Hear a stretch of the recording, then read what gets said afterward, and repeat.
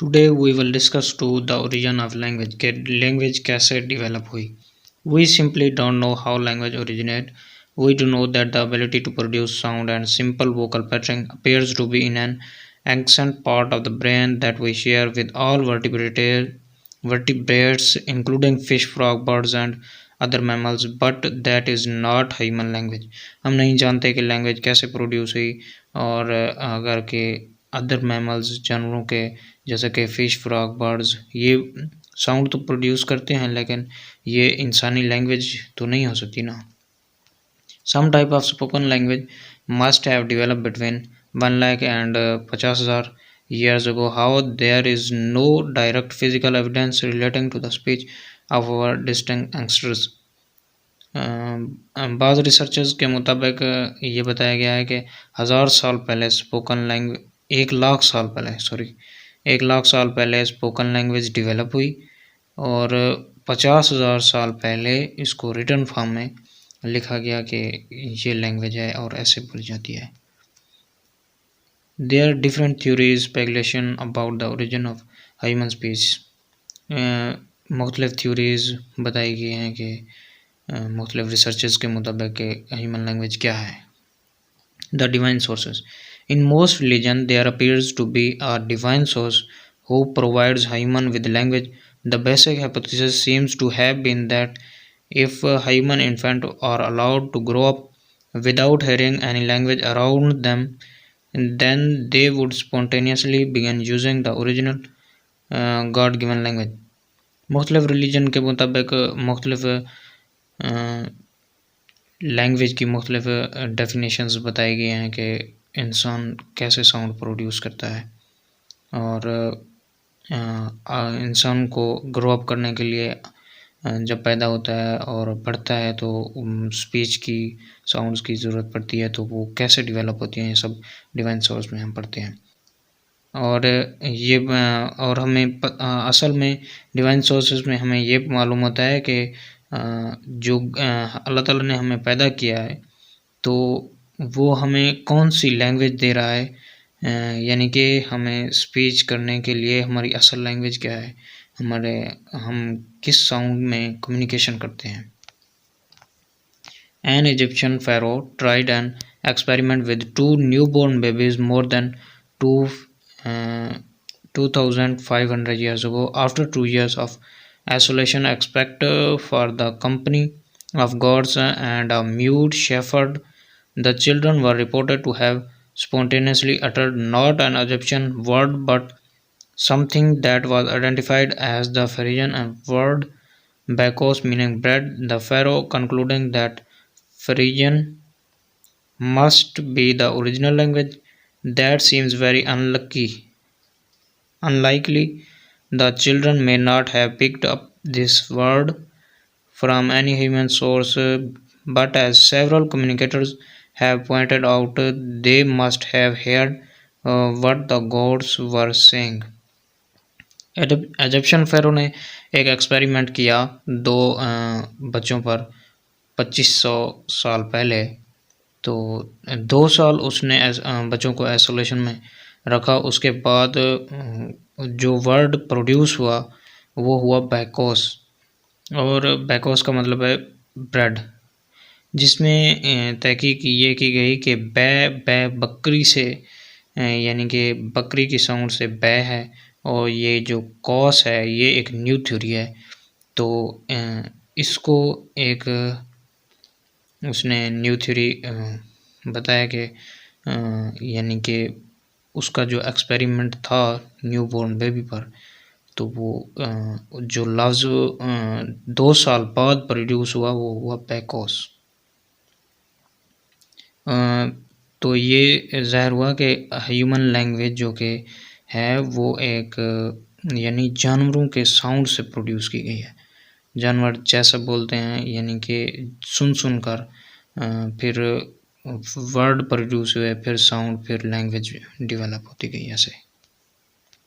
King James the fourth of Scotland carried out a similar experiment around the year 1500, and the children were reported to have spontaneously started speaking Hebraic. confirmed the king's belief that Hebrew had indeed been the language of the Garden of Eden. Kings James ने भी experiment किया 1500 साल पहले। उसने भी जो उसकी research के मुताबिक जो रिपोर्ट हुई तो उसने ये साबित किया कि ये जो साउंड प्रोड्यूस हुए है ये है हेब्रो।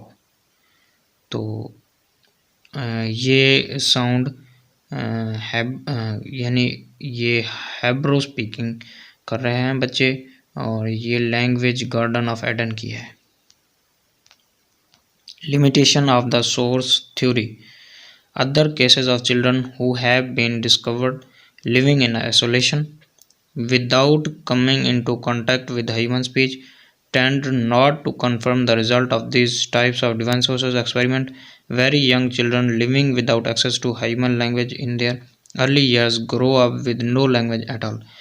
यानी कि डिवाइन सोर्सेज में ये आखिरी एक्सपेरिमेंट ये हुआ कि बच्चों को आइसोलेशन में रखा गया तो वो उन्होंने कोई भी लैंग्वेज कोई भी साउंड प्रोड्यूस नहीं किया, यानी साइन लैंग्वेज प्रोड्यूस हुई। तो इसको फिर आके लैंग्वेज में तब्दील कर दिया गया, फिर ऐसे लैंग्वेज बनती गई। The natural sound sources. Natural sound sources वो सोर्सेज हैं कि जो कि नेचुरल कुदरती तौर पर जो साउंड है बाउ वाउ थ्योरी, उसको बाउ वाउ थ्योरी का नाम दिया गया है। The basic idea is the primitive word could have been imitation of the natural sound which early men and women heard around them।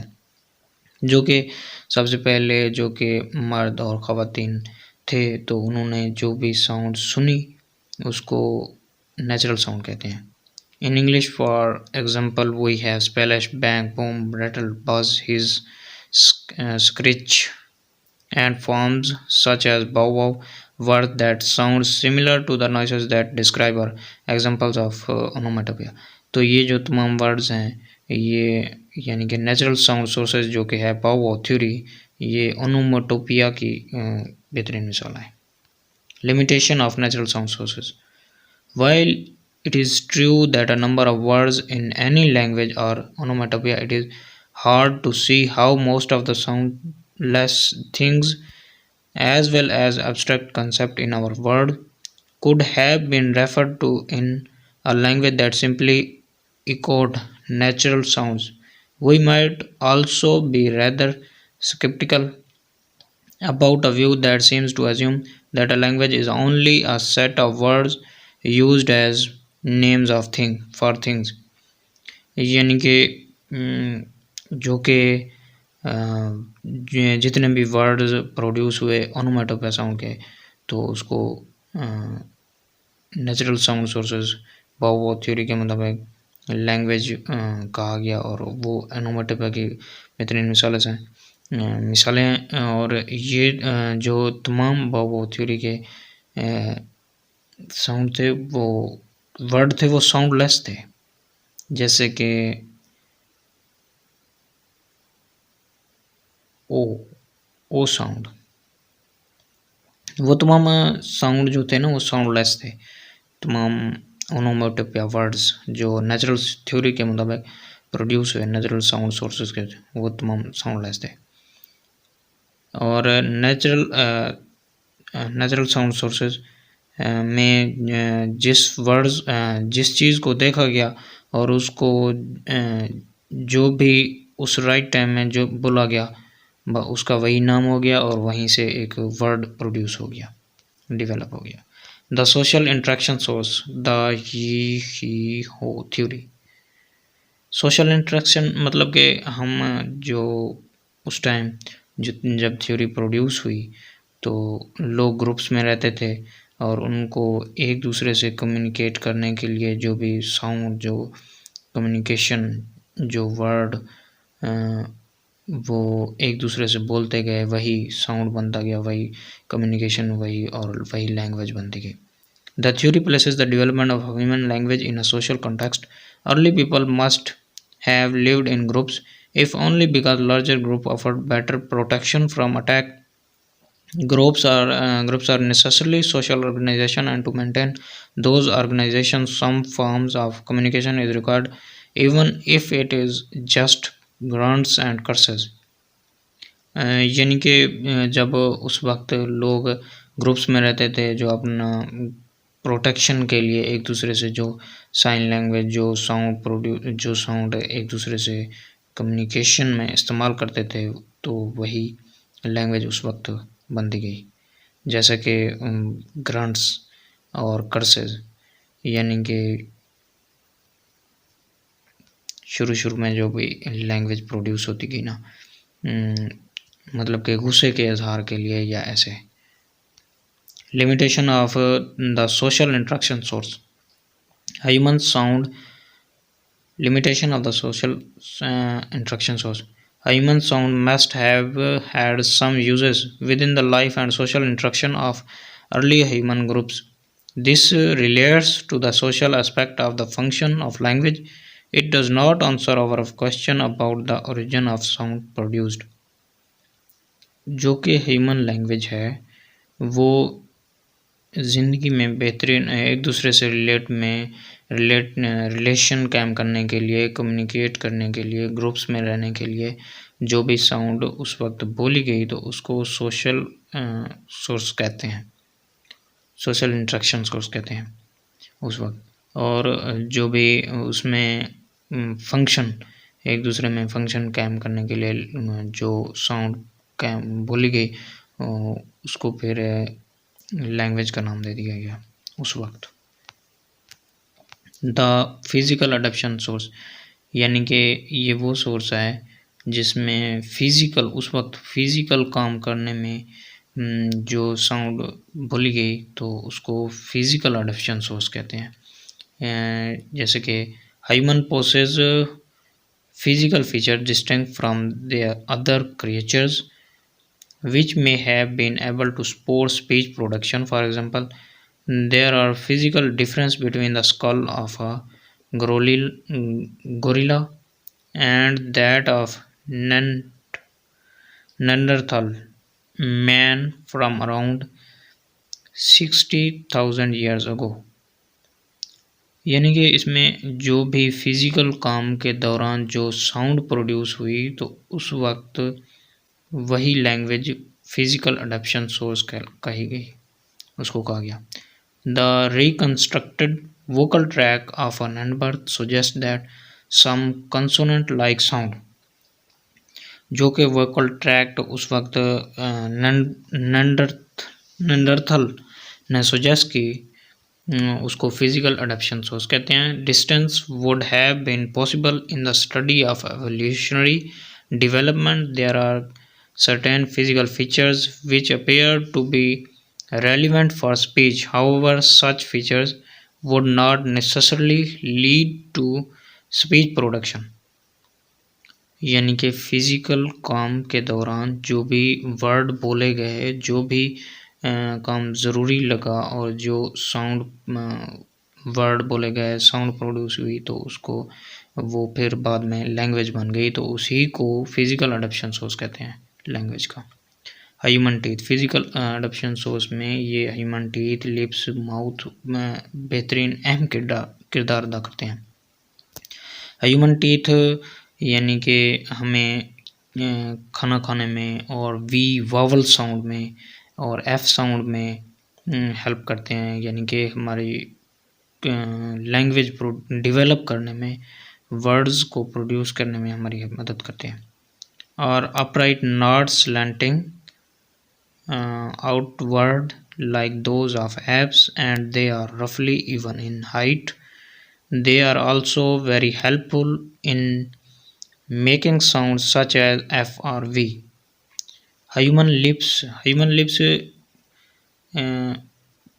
ज़्यादातर मस्कुलर हैं, और ये साउंड को प्रोड्यूस करने में बहुत बड़ा किरदार अदा करते हैं। यानी कि वावल साउंड में अलग शेप बदल जाती है लिप्स की, और कॉन्सोनेंट साउंड में शेप बदल जाती है लिप्स की। यानी कि ये हमारी कम्युनिकेशन, साउंड और लैंग्वेज में बहुत बड़ा रोल अदा करते हैं।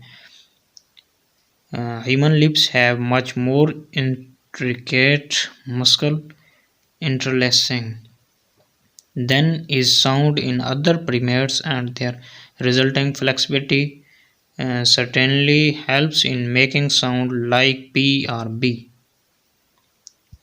P और B, P और B साउंड में हमारे लिप्स दोनों एक दूसरे से मिल जाते हैं, यानी कि ये हमारी साउंड को प्रोड्यूस डेवलप करने में हमारी मदद करते हैं। The human mouth, the human mouth is relating small compare to other primates, यानी कि हमारा जो मुंह है वो अदर जानवरों से छोटा है। Can be open and close repeatedly, हम इसे जल्दी जल्दी ओपन और क्लोज कर सकते हैं कम्युनिकेशन करने के लिए। And contain a smaller thicker and more muscular tongue which can be used to shape a wide variety of sound inside the oral cavity, और हमारी जो ज़ुबान है वो ज़्यादा मस्कुलर है और हमारी ज़ुबान का हमारी लैंग्वेज को प्रोड्यूस करने में बहुत बड़ा रोल है। हमारा मुंह, हमारे लिप्स, हमारे होंठ, हमारे टीथ और हमारे टंग जो है ना, ये हमारी लैंग्वेज को प्रोड्यूस डेवलप करने में बहुत बड़ा रोल अदा करती है।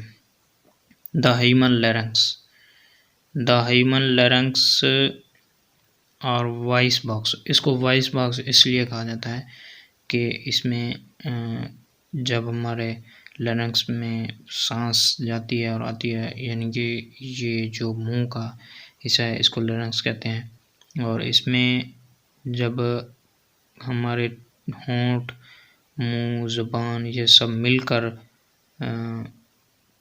काम करते हैं तो साउंड बनता है, तो वो साउंड दरअसल लैरिंक्स में पैदा हो रहा है, तो इसको इसलिए वॉइस बॉक्स कहते हैं।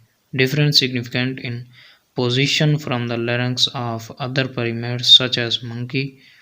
Above the vocal cords there is a longer cavity called the pharynx, which acts as a resonator for increased range and clarity of the sounds produced via the larynx and vocal tract। Human larynx को voice box कहते हैं और इसमें sound produce होती है। ये other जानवरों से इंसानों का जो लैरिंक्स है वो मुख्तलिफ होता है, इसीलिए इंसान बोल सकते हैं, कम्युनिकेट कर सकते हैं, और अदर जानवर ये साउंड जस्ट साउंड प्रोड्यूस करते हैं और वो बोल नहीं सकते।